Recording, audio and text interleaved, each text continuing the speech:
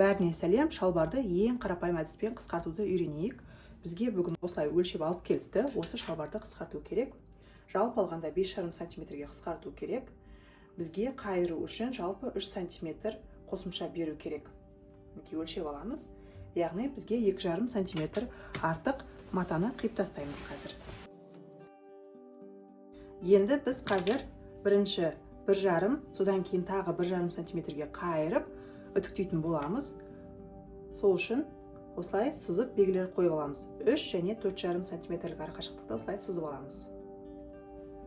Осы сызып алған жер бойынша біз бүктеп үтіктейтін боламыз. Егер сізде де осындай қалың джинсы матасы болса, біз қазір мына припускты кішкене жұқартатын боламыз. Тігіске 2-3 мм жеткізбей 1,5 сантиметрге арақашықтықты қиып тастаймыз осылай. Содан кейін 1,5 сантиметрлік арақашықтықты мінекей тігіске жеткізбей осылай қиямыз. Припускты екі жақ қаратамыз, бүктейміз, тағы да бүктейміз. Мінекей осылай мына екі бордың сызығы бойынша бүктеп түйреп аламыз да тігін машинасында тігеміз.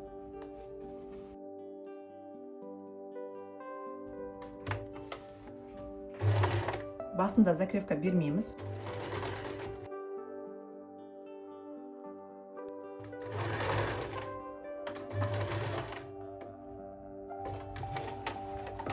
Мінекей матасы қалың шалбарларды осылай қысқартсаңыз болады.